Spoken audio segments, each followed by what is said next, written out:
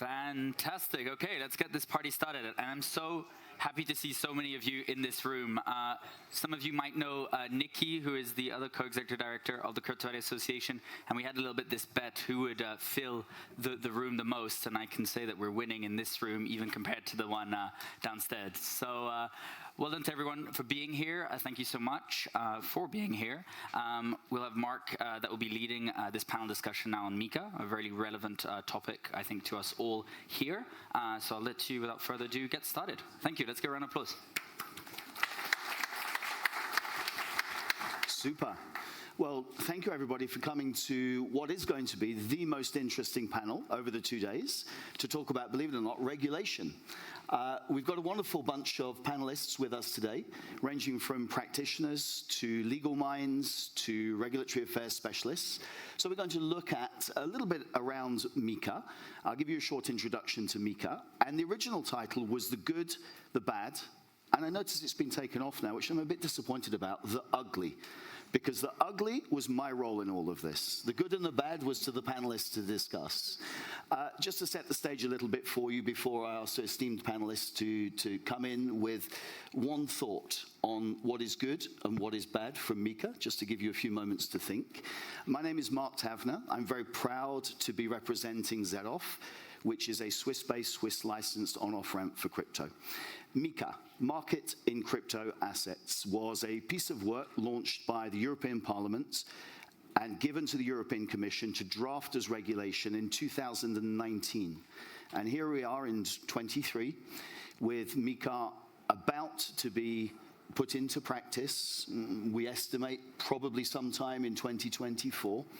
And it represents a significant regulatory framework because it is arguably one of the pieces of regulation that covers the largest audience of potential crypto users in the world. So MICA is applicable to not just the 27 member states, but also Norway, Liechtenstein, and Lithuania. So we're looking at a potential audience, an addressable audience of nearly 500 million users. And I noticed the panel earlier was touching on how do we reach mass market adoption? Well, it's very hard to do unless operators have a framework that they know they can work to be compliant, to be able to create those bridges between the crypto market and traditional finance, which are still required. There are good aspects of MICA, and there are some bad aspects. I do have opinions, but my job is to make these panelists shine for the intellects, the opinions, and the thoughts they have. So maybe I could start going down the line here with just a couple of thoughts. One good opinion on MICA and one bad opinion on MICA, if you wouldn't mind. Thank you very much. Before I will say this, I always wonder that the regulatory and legal panels, they're always treated by the organizer, okay, we have to do them, but then the rooms are always the full ones, yes? So thanks God that you're here and that we have a bigger room. So thank you very much to the organizers. And now about the good and about the bad relating to MICA. So I'm half Polish and half Swiss. I'm a convinced European lawyer, Swiss as well. So for me, MICA is a good thing, mostly good thing, because it will harmonize the market. What has been said, MICA in market in crypto asset regulation, meaning it will harmonize the market. We can passport certain solutions, we will talk about it later. But it gives the possibility to the big European market to roll out certain products in the same manner, to have one user experience when registering, hopefully, and then it will, for me, it's a good thing. I think it will set standards, like we had similar situation with GDPR, which also set standards. It earned a lot of critics at the beginning, but at the end, I think it works quite well. We may not like it, they reject cookies or accept all cookies, whatever, but it just sets standards for the whole world, and I am expecting something similar in relation to MICA. The bad thing, however, it will be, I think, cured soon, is that we still have few definitions, and in relation to scope, let's say to the asset reference tokens, which are still not clear when you read the text. However, at the moment, the European Commission is working on the RTS, it's called Regulatory and Technical Standards, which will bring more quality. The ugly, I will waiting for you on your opinion. Thank you. Thank you. I think from the good side, I would say, and this now from a perspective, I'm mainly working in Switzerland as a Swiss lawyer, so I have the view of a third country outside of the EU. The good thing I would say is that we now know what, or will know once it is enforced, the standard for this one big market. Although obviously I know many people did not know that already now there are regulations in place, simply member state by member state, but afterwards I think it's a little bit clearer. There seems to be one standard, although it must be implemented locally, obviously. The ugly thing from a third country is that the hurdles become very high for third countries accessing the EU market, because MICA is not only actually covering all the member states and Liechtenstein, Iceland and Norway, it has huge extraterritorial effects. And for Swiss entities and people, it gets in some ways really difficult, or I don't dare to say, but also impossible for certain cases to access the EU afterwards. I'll start with the bad, just to continue what Reto pointed out right now. So my background is similar. So I'm legal counsel in-house for you, Hodler. I've been in the industry now since 2017, beginning of 2018. I would say maybe the bad point, which I agree maybe with Reto here, is that it will be very difficult for issuers issuing a token in Switzerland to actually match with with MICA. I foresee, I'm not saying it's impossible, but the standards are a bit too different at this stage. So probably more costs, more paperwork will be just to enter into the EU from an EU point of view. The good, I mean, as I said, I've been in the industry and it's tiring after, you could say now, it will be 8 years until it actually comes into force. And so it will come into force probably at the beginning of 2025 now, since depending on the publication, the OJ.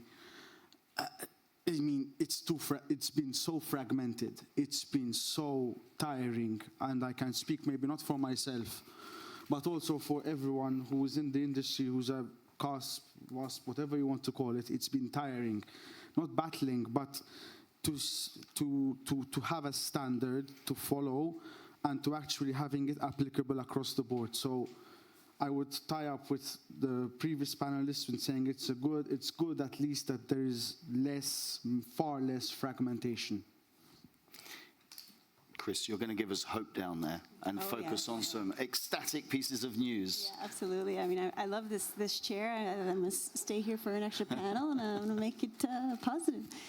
No, I really do think actually a bit along the same lines as Reto so my background's more in crypto compliance, and I think from a Swiss perspective, it's a bit of it's very positive in the sense that it levels the playing field. We've always been at a significant disadvantage here in Switzerland. On the one hand, bringing in regulatory certainty with the FINMA producing guidance and clear guidelines all the way back in 2019 on how AML applies to crypto. So that's been very positive. But at the same time, we've had these very high expectations with regards to the travel rule, with regards to technical proofs of ownership, that we were pretty much in isolation in terms of having to implement. And so now with MICA being introduced, or actually the transfer funds regulation, which is annexed to MICA and introduced at the same time, these same requirements will now apply also to our EU counterparts. So that in a sense is good for us because it levels the playing field for our Swiss ecosystem. And for the bad side, I would sort of stay in that same line and say MICA does introduce also, as we have here, this requirement that in addition to obtaining beneficial ownership information on private wallet transactions, you do have to do the technical proof of ownership or prove that there's control over the assets, and that is very very onerous, for small startups to implement. It adds a lot of friction.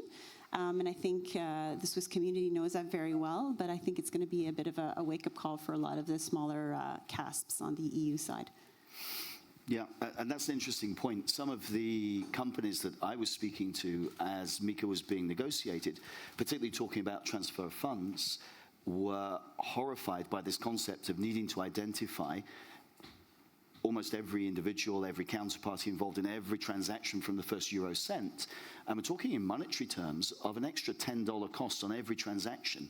Now, you imagine that you're buying a cup of coffee. I know we don't do that with crypto yet, but you're buying a cup of coffee for, I don't know, say, well, we're in Switzerland. What is it, five Swiss francs for a cup of coffee? 20 Swiss francs for a cup of coffee. Any advances on that? I should be selling coffee, I think. But the point they were making was not only would the coffee have gone cold, but I'd completed these checks, and therefore it renders the application of that particular use case just useless. But the cost of verifying that transaction could be significant for these businesses, even before you think about the administrative burden. Beyond, can you do it? The cost was just frightening for them. Reto, I want to come back to a point you made earlier, which I think is the elephant in the room. How do third countries work with MICA once it comes into force? Because there are all sorts of complications around solicitation. There are very little touch points or equivalency provisions at the moment in MICA for other jurisdictions. I just want to come back to the comment you made about it rendering third-party countries almost in a position where it's impossible, perhaps, to trade with Europe. And wonder if you could talk about that a little bit. Yes, I'm happy to, actually. And I don't want to go through all the principles, which mainly applies to the actors within the EU. We, in the third countries, have more to work with the exemptions, and there are counter-exemptions and exemptions to the counter-exemptions. So we have really to be informed about that. But maybe we have different areas. We have issuers of crypto assets, we have offerers of crypto assets, admission to trading, and we have crypto asset service providers. Maybe to start with the crypto asset service providers, which is similar in definition than the virtual asset service provider from the FATF, more or less, or if you know MiFID for the security services. There, it's rather simple. In the end, what is left to third country providers is to act on a reverse solicitation basis. You can use the passive freedom to provide your services. So in the end, it's about if the client, if it's the pure client's initiative and he approaches you as a provider. No way that you go out and actively solicit somehow, be it directly or indirectly. There, I guess the case is, at least for me, more or less clear. So it's simply about then talking about what is a crypto asset service being covered and what not. It's maybe also about that. With the issuing, I guess there, it gets interesting. We have to differentiate the different crypto assets. If you take the harder ones, the asset referenced tokens and the e-money tokens, then bad news is actually, if you want to offer them within the EU, you also have to issue them within the EU, and to issue them, you need to be licensed. So, in other words, such types of tokens you cannot issue outside the EU and think that you can somehow offer them or issue them into the EU. There, I'm thinking right now it remains to be assessed, but what was actually everyone was afraid of in the past now maybe gets popular. Think about maybe it's more attractive to structure your token as a security or a financial instrument and get under MiFID and the prospectus regulation, because then at least you can issue it outside the EU and nevertheless offer it. So it sounds as though it could be that we're going back to a situation where, as an industry, we're running around needing to pay attention to regulatory arbitrage once again, despite the fact that one of the objectives of MICA was to try and present Europe at least as being a geographical landmass that would avoid that need, and maybe lots of advice, Katja, from people such as yourselves to us in the industry. I know you want to come in on this. No, I just wanted to say two things also about MICA and about issuing the traditional financial instrument, or based on the traditional financial instrument. It will be very interesting case in relation to Switzerland, as Brussels, the European Union, does not grant equivalency for the shares which are traded and issued in Switzerland. So we may try, but I don't know how the equivalency principle will apply here, what will happen. And one thing for some of you, because the name stablecoin and e-money and security has almost been said here, or was, you need to remember that MICA does not apply to traditional e-money issued by under payment service directives and normal security instrument, let's say normal legacy, traditional, whatever we will call it, issued under MiFID. So what is interesting, also referring to what Reto said, whoever is applying for an authorization or wants to issue, he, the subject, needs to provide a legal opinion that the assets which will be then issued are not regulated under MiFID or are not regulated under PSD. And as far as we can go to asset reference tokens, we have the definition that the stability is granted by referring or referencing price for fiat. Okay, but we also have normal currencies and e-money under MICA, and then where the problem starts, that really to figure out what applies to what might be challenging. That's one of the maybe still confusing things, and there is still a lot of work to be done ahead of us. It certainly sounds like it, Katja. I can see Julian holding the microphone like he's going to give us a rendition of I Did It My Way by Frank Sinatra. So Julian, given that you're operationally concerned about this as a significant player in this industry, what is your way? What are your views? I mean, look, I'll just look a bit back at the own initiative rule. I think I'm going to be honest with you, and this is for the entire room.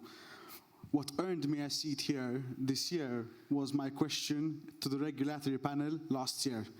Because I told them, okay, so we mentioned reverse solicitation, we mentioned own initiative of client, like offering at an own initiative of clients.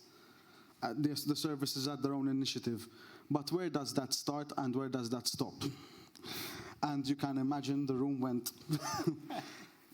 It's very hard to the own initiative principle. Yes, I agree with it. Okay, the client comes to you, but there's always, and obviously, and to add on to what Red and to what Katerina said as well, we need to also still check what is applicable in that state. So you need to check what is applicable in that country, in that member state.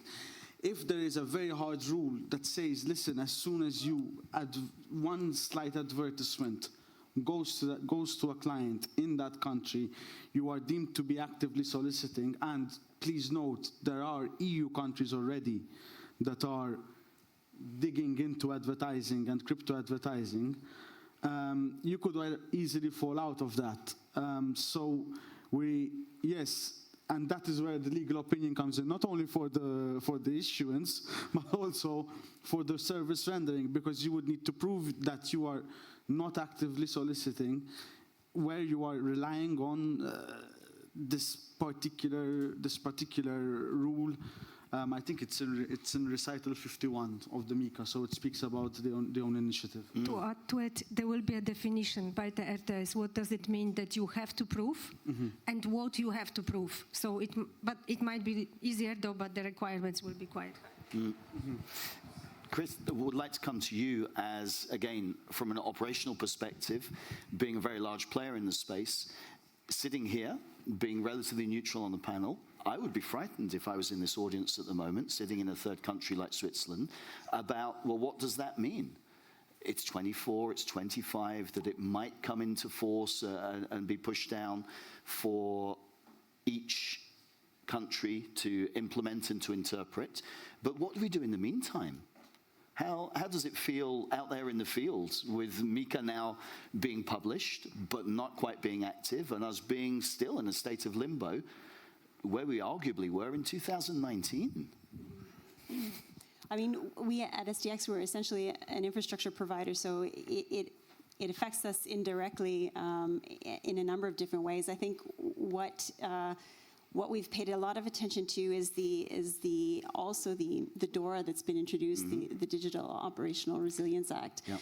That does definitely have impacts for us in terms of taking a look at what does it mean long term, what do we need to implement, what infrastructure we need to have. But it's a welcomed addition, definitely. In terms of making sure that we're bringing in stability and predictability within the infrastructure's services that are available on the market. But I mean, 18 months is a good amount of time. We've had to deal with less in the past in terms of adjusting. So we are doing our impact assessments and holding way too many meetings with way too many people to assess. Yeah. Absolutely. And I think many of us feel like that. At this point, because I don't want us to be just broadcasting to you all, I'm just looking at all these wonderful faces in the room and wondering if you have questions, comments, rotten fruit that you would like to throw at us. Sir.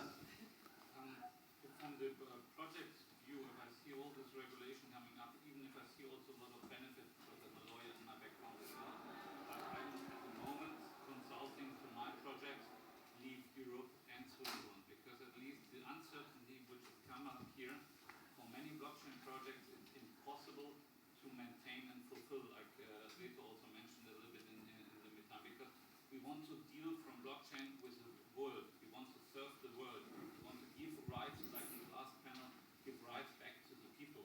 And all what is coming here is old-fashioned, even if it seems to be new, and it's in a way complicated. I've never seen in any industry I worked before here, just as a statement. So, as a statement, I guess just to summarize that, your impression is that MICA and potentially other regulatory frameworks that you've seen have done little more than take existing constructs that have been built over decades and try and retrofit them onto an industry that is arguably only 11, maybe 12 years old, depending on where you started. And so your opinion is, your advice that you're giving to people that you talk to is don't base yourselves in Europe, don't base yourselves in Switzerland. As a statement, do any of you want to chime in on that? I don't want to start an argument. But in the end, I believe that even as you said, sir, you need to service the world, and the aim is to service clients, and it's decentralized. And yes, I would agree with you, that's the scope. But in the end, even in decentralization, there's going to be one authority that's going to tell you, listen, you're still falling within our remit, you're still falling within our jurisdiction.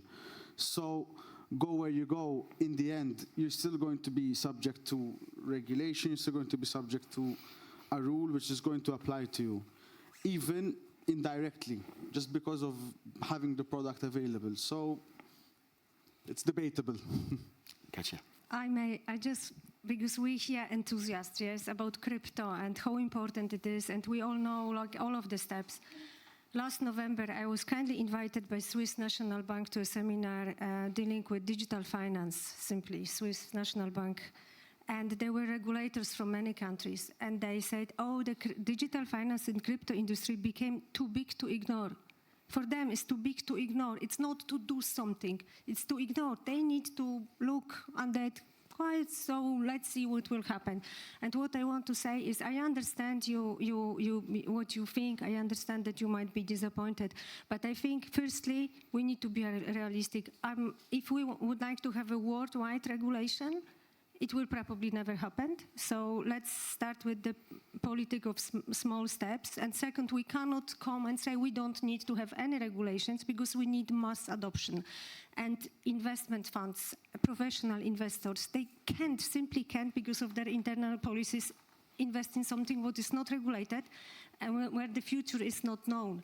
So I think we're good with the small steps. I know the barriers are high to enter the market, but at the end, MICA has been established for European consumers, and third country may be happy with that or not, but they simply will have to adjust. May I just make a remark on something that Chris spoke about earlier, which were the additional files, additional regulatory files and other directives that are being developed alongside MICA. So MICA doesn't live in isolation. There is indeed DORA, which was, the objective of that has been to try and set up a sandbox so that innovation using blockchain technologies can be deployed to see how advantages can be created for companies in the world of traditional finance. And at the same time, there was a Data Services Act, which doesn't really pay too much attention to blockchain and crypto, but does have certain points that we should all be aware of in respect of data and how data needs to be managed. Now, that has importance when you come into the fourth area, which is currently being looked at, to do with tax. So if you look at this whole package, MICA standalone gets a lot of attention, but this whole package coming together for an industry means that if we need to collect information on the counterparties for wallet-to-wallet transactions where a custodial wallet is involved, we need to collect data. Because we're collecting data, there is an argument to suggest that the Data Services Act comes into play, and the tax machinations, which are currently underway in the European Commission, will have an obligation, possibly, on service providers to deliver information about European residents to the tax authorities. So we should look at the whole raft of regulatory packages that are coming out of Europe. Any other questions, any comments? Sir, right at the very back, sir, and then I'll come to you if that's okay. He was just a little quicker. I work with the Bermuda government, and in Bermuda we have the Digital Asset Business Act. Yep. So for companies, let's say in a jurisdiction like Bermuda, who have a license under our regulator, when we're going to service companies in the EU or in Switzerland, just as a clarifying question, would we need a legal opinion for each of the countries within the EU that fall under MICA, or would it be just for Switzerland and just for MICA as a blanket, we need a legal opinion? Firstly, great to see you again, and congratulations on the great work you're doing in Bermuda. Which of the esteemed panelists would like to take that one up? I can start at least. Look, it's going to work probably like this. It's a regulation. So in an EU, when you say regulation, it's applicable almost across the board. It is applicable across the board, word for word, what is said in it. It is sort of like the GDPR. So the GDPR just took Europe by storm because it was applicable across the board with that text. Needless to say, that's on a high level. So on a high level, if you're looking for MICA applicability, probably you need one. But again, you need to consider that to actually reach that status of falling under it, you would need to start with a license within the member state, and then obviously being sure that you would be compliant with that regulation. So I would say not for every member state, but if without having any nexus with Europe, and starting from Bermuda into that state, probably you will end up in a situation where if you have no nexus and a regulator comes to you, you will need to actually analyze in that particular state where the regulator came to you from, asking you why you are operating, or you are at least onboarding clients from that state without having the adequate license. Anyone else? So maybe we could go to you. You had your hand up. Yes, sure. My question is more around the policing or the enforcement of MICA within the European Union. First and foremost, because even though we have all the member states standing together, even there isn't really a harmony as we'd like it. So I'm really curious to find out first internally how we're going to go about that, and then more importantly, third countries as well. Very good question. Any of you want to take a stab at that? Yeah. Yep. Yeah. Okay. There will be, or there are regulations in relation even to criminal liability. What you have to know is like that it's harmonized, but we don't have, let's say, European police. There is some Yeah, but if something will happen, you will have to look where it has happened, which national authority supervision is being triggered, and the national police will then go after you. So this will be this national enforcement. And you might be indeed in very different situation. Let's assume if you did something in a country which is known for very high scrutiny, let's say Germany, or in one which might be a little bit relaxed. We don't know, but this is how it will be then at the end enforced by national authorities. Okay. Yes, madam. It's clear that we will be regulating new projects, but what you are going to do with the projects which already exist, and also, like, some of these projects, they have their native assets which cost something. How are you going to regulate this as well? And, for example, if some project in the past were working without regulation, and somehow this past experience is against the new rules, how are you going to treat it? Very good question. So for those of you that might not have heard, the question is for projects that have existed prior to the introduction of MICA and continue to function, once MICA comes into force, what type of considerations do they need to give to prior activities before MICA was not only in force, but enforced at the member state level? And I should preface everything by saying what we're providing is neither financial nor legal advice. It's simply an opinion. Good point.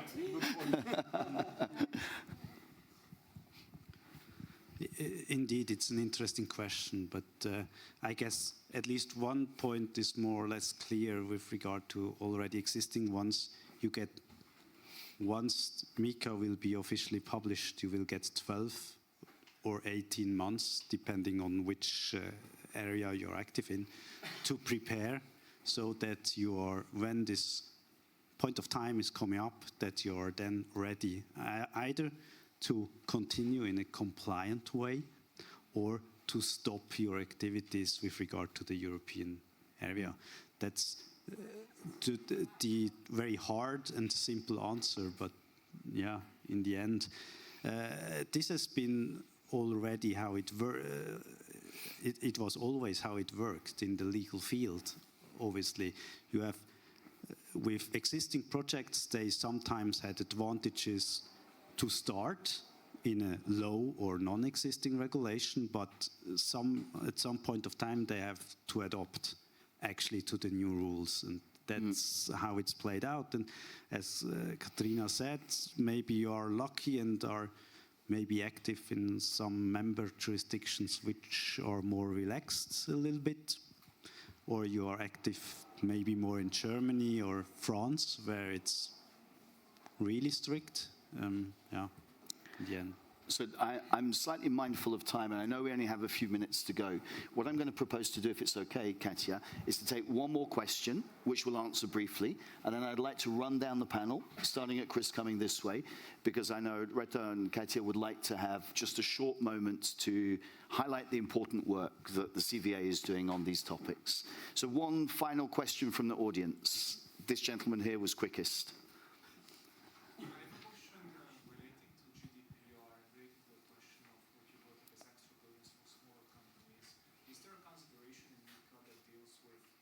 Says, hey, you're a small company, so maybe we shouldn't apply the same standards that we apply to, for example, large exchanges. So is there something going on in these discussions that you're having? Not in such way, but there are rules saying about significant financial scope. So if you have, I think it's 2 million euro, I'm not quite sure, but if it's below, it might, you will have to apply some less requirements. Don't cite me on the requirements, but there is nothing like no such thing like GDPR, like small or bigger companies, but about something significant financial something. For issuers, I think there's a threshold on I think it's 1 million. It is 1 million. 1 million, Yeah. yeah. Yes, 1 million, Yeah. so Yeah. Super good. Well, we have 2 minutes to wrap up. Just quickly, I think, okay, we only have 2 minutes, go but ahead. I think our fellow working group colleague Florian had a question since the beginning, so. Oh, my apologies, Florian. I didn't see that. Thank you very much. So